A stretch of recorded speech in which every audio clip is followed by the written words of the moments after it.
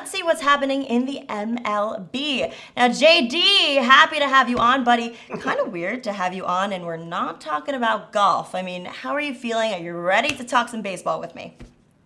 Yeah, golf is obviously my betting love, but I've been betting baseball since well before I started handicapping golf.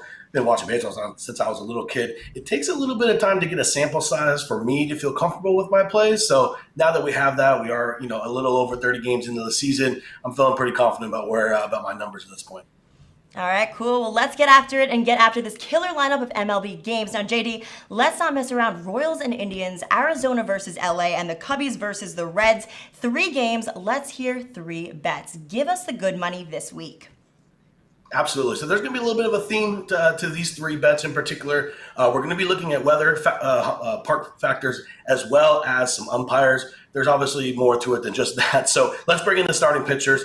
Today, Kansas City is rolling out there. Brady Singer, a young pitcher, never got above Double-A prior to this season, and it showed. He struggled a little bit in his numbers. However, his peripherals show a little bit better pitcher, basically MLB average. He's looking at like a 4.5 xFIP in Sierra, which should try and get rid of all the noise, and that's kind of his actual true form. Not a great bat guy to back, but what we also have on the other side of this team under 8.5, it's down to 8, unfortunately, in most spots, is Aaron Savelli, who has pitched really well for the Indians. Basically, 3.6 across the board. His peripherals show that is what his true skill level is. More importantly, what we're looking at in Cleveland tonight is extremely cool. It's about 70 degrees. Wind is blowing in. Unfortunately, as I said, the numbers they have been moving down. But what's not being factored in is the fact that you have a top 3 pitchers umpire in this game. So the strike zone is going to be a little wider than what these guys normally see. And that's important because neither of these guys have shown to miss a lot of bats. So if they're able to get a little more called strikes on those corners, they're going to give batters a little bit more trouble. And the best part is these are 2 of the bottom third offenses in the league versus right-handed pitching. You have some decent bullpens as well. So anything under, I have it under 8.5. It's not there anymore. Under 8's fine, and that's pretty widely available. So that's my favorite bet of the night. Moving down, we have the juggernaut that is the Dodgers going into Arizona. Similar thing. Arizona, they're keeping the roof open tonight, which means it's not going to be very hot. It's not going to be a very hot night, or they would have it shut.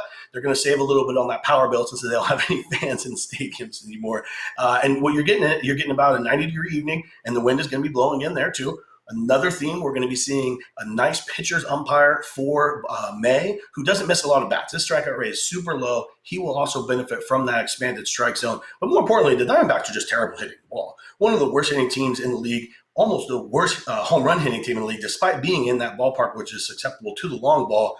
I'm going to take a team total under on Arizona. You get 3.5 at even money, minus 105, mostly because you don't want to mess with the Dodgers lineup at this point. It is absolutely insane. So, although you are getting a little bit of a high number there, but that's mostly because the Dodgers can put up runs on any pitcher in baseball right now. So too scary for the full total under. Go with the team total with Arizona. And then last but not least, we're going to Chicago, where the Cubs are in town. Sonny Gray, who I will talk about here in a second.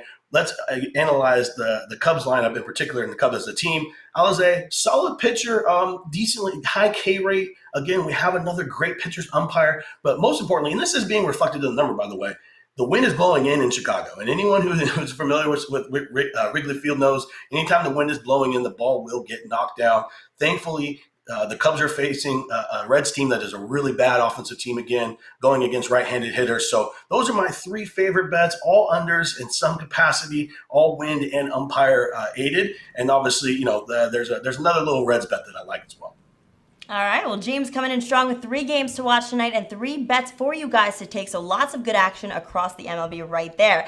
And James, let's stick with those games you covered here, so maybe give the folks at home a nice parlay action across with some games and player props. But tell us, what are the props you see in tonight's matchups?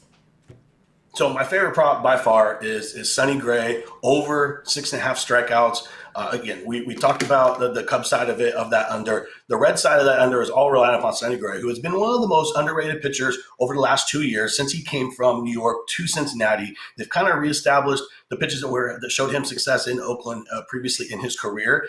He has almost a 12K per 9 rate, and he's going against a Cubs team that strikes out the 3rd most in baseball. That is an awesome combination. And again, we have an umpire who is going to give him a larger strike zone. those factors with the win coming in Chicago will help him be successful for the full game under. But not only that, the fact that he misses that many bats against a team that strikes out so much, it's a no-brainer. I made it 7.5, so getting a 6.5 minus 130, even a 7 at even money is a wonderful bet. That's my favorite player prop of the day by far. All right, so Sonny Gray is going up to pitch against the Cubs tonight, and people are going to say, well, oh, Cubs have Hayward, they have Bays, they have KB, they have Rizzo. JD, out of curiosity, out of his last 26 at-bats, that's a week's worth of games. So how many times has Anthony Rizzo actually hit the ball? Not very many. Those guys miss a lot of those guys don't hit the ball very solidly at all. When they do, it's usually pretty solid. But I think Rizzo has like 2 hits or something like that in the last 2 weeks. So you're getting a guy who's definitely in the slump for sure. All right, so we're looking at 2 hits, over 26 at-bats, and 0 RBI. I know he sat out with a hurt ankle, but I mean, honestly, I'm calling that a free strikeout. So James has Sonny Gray to overperform tonight against the Cubs, and honestly, I like those odds. I'm with you there.